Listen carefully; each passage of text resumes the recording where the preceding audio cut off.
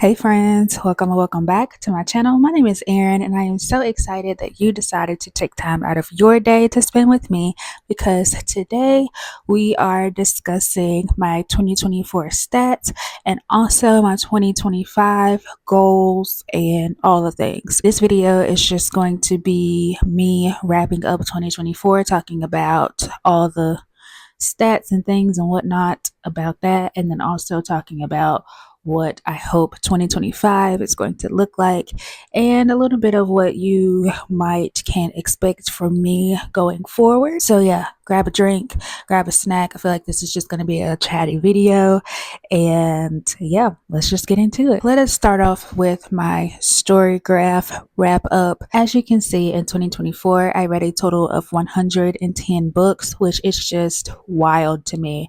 I have not read this amount of books since I was a child, and I just, yeah, it just made me really happy. Do I expect to do that in 2025? Maybe not, but yeah, it was just really cool to be able to read over 100 books in 2024. And for a total number of pages, that is 42,334. To no one's surprise, my top genres were romance and fantasy. That's mainly what I read, or some combination of the two. I would like for 2025 for this to be, a bit more of a mix, but I'm just going to still stick true to what I like, and that is romance and fantasy. My top authors of 2025 were Scarlett St. Clair, and that is because I reread some of the Hades and Persephone saga in order to finish the last two books that had come out, so that makes sense. Carrie Maniscalco is number 2, and that's because I ran through the Kingdom of the Wicked series as well as Throne of the Fallen in 2024. And then Olivia Blake, I finished off the last 2 books in the Atlas series and also read One for My Enemy. And I think that was all of the Olivia Blake I read. And then my average rating was a 3.76. And I mean, that checks out. I think I had some really good books this year, but I've also found some not so great books this year. So I'll take a 3.76. It just, yeah. The longest book I read was Glow of the Everflame by Pink Cole, and that was a long book, but I read it on my Kindle, so I didn't actually, to me, I don't really feel like Kindle pages as if I was like holding the physical book in my hand and it's like a big ass book. So it didn't really feel like it was the longest, but I could see that. And then Fall Into You was the shortest book that I read, and that was a novella that was like 80-ish pages. Let's talk about the formats in which I've read these 110 books. So my most read format was ebooks, and that was 37-ish% of my reading, and then physical books coming in at 31% right after that, and then hybrid reading, so that's a combination of an audio and a physical book that I just kind of group in tandem reading, and also if I just go back and forth between the two, and that was 26% of my reading. And I would like this stat to be different for 2025. I would like my physical percentage to be the most. That is because I am always striving to be sure that I'm reading the books that I am buying and bringing into my house.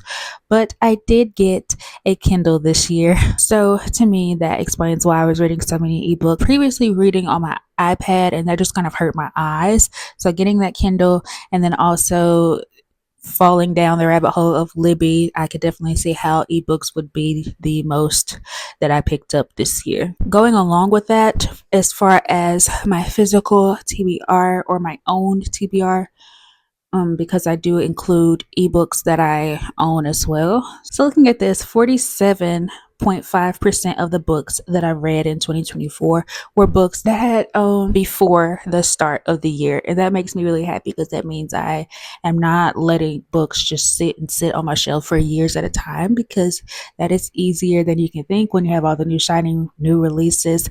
coming in, you just kind of want to pick those up, and then you kind of forget about, the books that you've had on your shelf for however long. So I really like that this is the most percentage.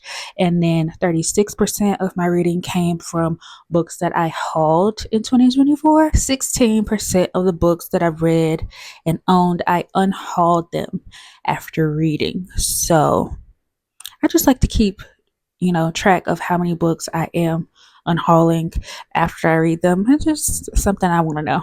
For author status, I thought this was very interesting. I read 90 new authors this year, and that's really exciting. I have discovered some authors that are on their way to being an all-time favorite and kind of solidified those that I read in 2023 as favorites. So yeah, this is just really cool. And I reread 52 authors this year. Well, not reread, but revisited. Looking at this chart, I read more borrowed books than I did owned books.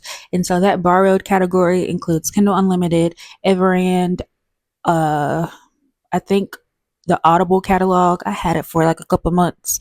And I'm trying to think of what else it might include. I think those are the main ones: Libby, Kindle Unlimited, erin, and Audible. So yeah, I did borrow more books than reading the books that I owned. This next statistic talks about LGBTQIA plus representation in books. I just like to keep track of it because I want to make sure that I am, reading about people that are not only like me, but just different life experiences. So I like to keep track of this. And I did okay. I would probably prefer for it to be closer to half and half, but here we are. So 37.3% of the books that I read in 2024 had some type of LGBTQIA plus representation in them. And when it comes to the types of books that I was reading, I read 40% standalones, 44% series, and then 15% were companion novels. And this is interesting to me because it is very hard to find books, especially in the romance and fantasy genres, that are standalones. So it's very interesting to see that 40% of the books that I read were standalones, because I just don't feel like that happens a lot as I'm like picking up books and thinking about what I want to read. And speaking of series, I started 49 new series, and that is such a scary number to me. But I did end up reading 18 sequels, so that's not good, especially compared to the 49 series that I started only having 18 sequels. And some of those include the same series. So that's not great. And then I finished 21 series. So whether that is completing the series or DNFing a series, both mean complete to me. So I mean, I guess when you look at it that way, it's kind of, I cleared out half of what I started, but I don't know. I just don't feel good about it. we might need to do some series work in 2025, because that just, yeah, that doesn't sit right. Okay, so this is something that may just be interesting to me, but I like to track it anyway. And I've been toying with the idea of doing something with this information in 2025. So I track the color of the covers that I read. And if you look at this chart, I read 32 blue books and 25 black books. I think the next one is 17 pink books and then 13 green books. And what is interesting about this information to me is that I want to see which color cover gives me the best ratings. So I've read 32 blue books, but how many of those blue books were 5 stars? How many of those black books were 5 stars? I don't know if it actually even like matters in the grand scheme of reading in life, but I do think it would just be interesting to see this information. So what I was thinking about doing for 2025 is kind of starting this series that is like Battle of the Cover Colors. I haven't come up with a name. It's just like an idea sitting in my head, and it's almost kind of like color theory in a way. So I want to take the same number of books in just maybe the top 4 or 5 colors that I read in 2024 and read a certain number of books with those colors and kind of get an average rating of those or see how many 5 stars come from those. And just to see like which cover color is actually the best for me. Like, what books do I gravitate towards when it comes to cover colors? What works best for me? I don't know if that makes sense, but if you followed me, let me know in the comments what you think about that idea or if it will be something that you'll be interested in watching. Alrighty, let us talk about the yearly challenges that I did. And the main one that I want to talk about is by 24 books in 2024. So I chose half and half books from my own TBR and new releases. I think I did pretty good. I am patting myself on the back because I honestly did not think that I would be able to do this. This is essentially 2 books a month and also like 2 set books a month. So some of these books I just, wasn't sure that I was ever going to be in the mood for. But yeah, I ended up reading 20 of these books. And so the only ones that I have left to bring into 2025 are Her Majesty's Royal Coven, Bloodguard, More Than This, The Davenports, and Masquerade. So I am really proud of myself for making it through my 24 and 2024. And then for 2025, I decided not to do 25 books, but I think I actually ended up getting pretty close to it. I didn't count, but I think it is 20 something. And I decided to do more of the books that I own and more backlist books, and then just do like my most anticipated new releases and not do 12 of them because that just kind of was a little stressful in my opinion. But yeah, so really proud of what I was able to accomplish with my 24 and 2024. Let us now talk about my 2024 goals and if we were able to hit those or not. So my first goal for 2024 was to read 60 books, and as you already know by this point, I ended up reading 110. So that is my first goal complete. My second goal for 2024 was to finish 5 series, and as we just talked about a few minutes ago, I ended up finishing like 21 series, so that's good. My next goal for 2024 was to read more Black and POC authors, and my number goal for that was for it to be half and half, so 50%. I didn't quite reach that number, but I got really close. So I'm really proud of that. I was able to read 44.4%. And while I didn't make it all the way to 50, I think this is a really good percentage. But for 2025, I want this graph to be flipped. So yeah, that is something that I am going to be more intentional about in 2025. And we're almost there. We almost did it for 2024. So I think it will definitely be possible going into the next year. My next reading goal for 2024 was to read new releases as they come out. Let's talk about 2024 releases. I read a total of 44 2024 releases. And you can see the photo of all of them that I am putting up.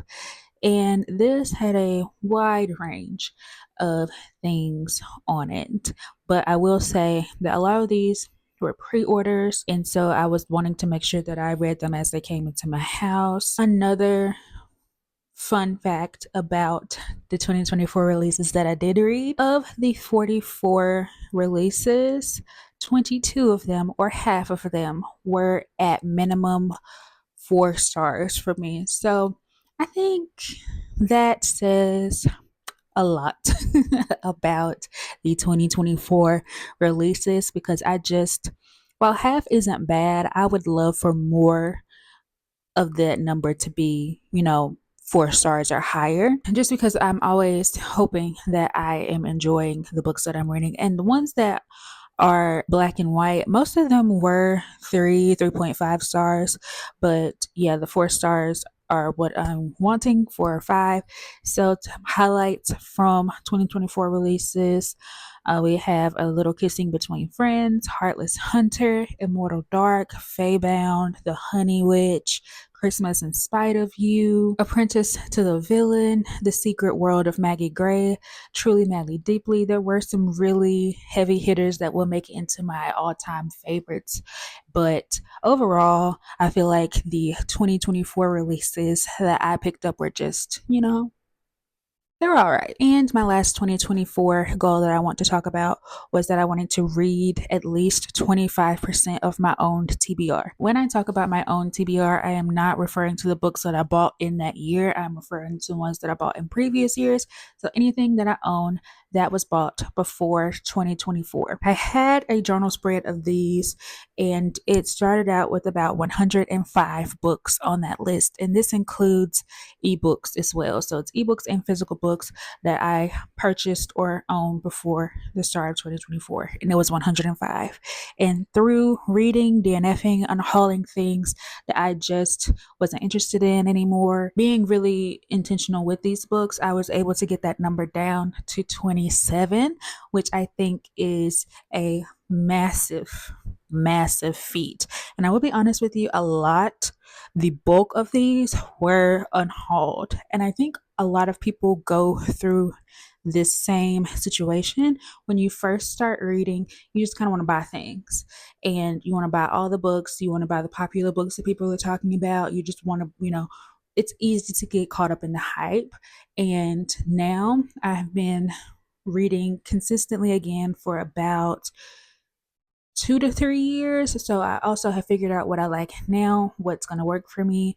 And I also don't feel the need to buy things that I, you know, just want to be a part of the hype about. I am also using my library more through Libby and like erin and things. So I'm getting books in different ways, and I don't have to just buy them. It was a great clean out year for books for me. And also reading through the ones that still caught my eye and deciding if I wanted to keep them or not. And some of these books I read and enjoyed, but I'm also to the place where if I'm not going to reread a book, or if I don't, feel like an attachment to the book, I can also get rid of it.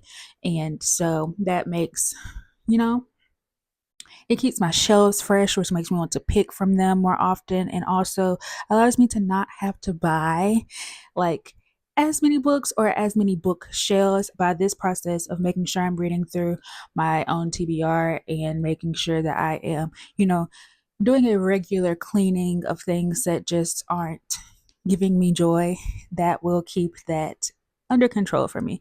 And that kind of leads into one of my 2025 goals. So let us go ahead and transition into talking about those. Overall, though, I feel like 2024 was a really successful reading year for me. I am very happy with the state of my goals. And I also am a person, when it comes to reading, I'm not like as strict on myself, because I just don't want reading to feel like a job. This is something that I do for fun, and I am a person who likes to be challenged. So that is why I set certain goals. But I've also learned that if I don't meet them, it's not the end of the world. These are just things that I want to be intentional about in the current year. So that is kind of how I look at my goals. Moving into goals that I have for 2025, the first one is that I want to read 90 books. And you're probably like, well, you read 110 in 2024, so why would that not be your goal? I don't know that reading 100 books a year is something that will be attainable for me every year. And I don't want to, stress myself out about reading. So I feel like 90 books is going to be a challenge in and of itself. So I'm just going to keep it at that. That is roughly 8 books a month, and that is kind of my average. I usually am somewhere between 8 and 10 books a month, and if it's like a really heavy reading month for me, maybe 15. But somewhere between 8 and 15 is where I'm going to fall, with that main number being on the lower end of that average. So I don't want to stress myself out. Like I said, reading is fun, and I would be happy to read 90 books a year. I'll be happy to read 80 books in 2025. But I did want to do a little stretch, a little push. So that is why we have the 90 book goal. My next goal is to read 50% of books by Black and POC authors. I am really pushing for that 50% this year. That is something that I feel really passionate about, getting Black and POC authors more, more space in my reading and making sure that I am. My microphone died. But anyway, reading diversely is something that is very important to me, and I want to make sure that I am prioritizing diverse voices in the reading community as I am doing my reading. My next goal is to keep my physical TBR under 100 books. When I'm talking about my physical TBR, it means all of the books that are on the bookshelves in my house that I can walk around and see. And I do not want that number to be more than 100, simply because I just feel like that's a manageable number for me. And I am a person who loves buying books. I love book deals. If it's a book sale, I am there always. So I just want to make sure that I am not just buying and not reading them, because then I forget about books and I just, I don't want to do that. I want to keep that number under 100. I feel like that's a really good size TBR for me to be able to choose from throughout the month. And yeah, that's just something that is for me. That is just something that I am pushing for. And I don't know, it feels right to me. So that is what I am going to go with. And my last goal for 2025, I only did 4 this year. And so that fourth one is reading arcs before they are published. I am notorious for getting arcs off NetGalley or wherever I may get them, and then not reading them before they actually come out. And I don't want to do that anymore. My NetGalley percentage is shameful. It is shameful. And I want to get that up. I want to be reading and reviewing books before they come out and, doing what I'm supposed to be doing. So that will be a goal for 2025. It's something that I'm going to be very intentional about. So you probably will be seeing throughout the year reading vlogs of me reading arcs that I have in order to, make sure I'm keeping up with that goal. I have so many books. It's an overwhelming amount of books. But yeah, I want to get a handle on this. And I also want to make sure that I am only requesting arcs for things that I'm like genuinely interested in. And I have created an arc tracker in my reading journal for 2025 to make sure that I am keeping up with these things. I have a lot of books that have already come out in 2024 that I haven't read yet. So yeah, I think my goal will be to focus on the 2025 releases that I currently have, since those aren't out yet, and then circle back to the 2024 releases since they are already out. That is my list of 2025 reading goals, and I think that is all that I have. I hope that this was an interesting video, just a way for me to, reflect over the year and talk about what I'm hoping to do in 2025. I'm really excited to be continuing on with this channel and see what a full year of YouTube looks like. I am super thankful for everyone who has ever clicked on one of my videos, everyone who has subscribed, who has commented. Like, I gush over the comments every time. It just makes me, it warms my heart, and I'm just very thankful for the people who are here and supporting me. And I don't want to get too mushy about it, but yeah, talking about books is one of my favorite things to do. And I'm excited that I get to do this for fun. And yeah, that's all I'm going to say. I feel like this video is probably long enough, but anyway, I hope that you have a really great 2025. Hope that it's everything that you need and want it to be. I hope that it treats you even better than 2024 did. And with all of that being said, I will catch you in the next video. Bye.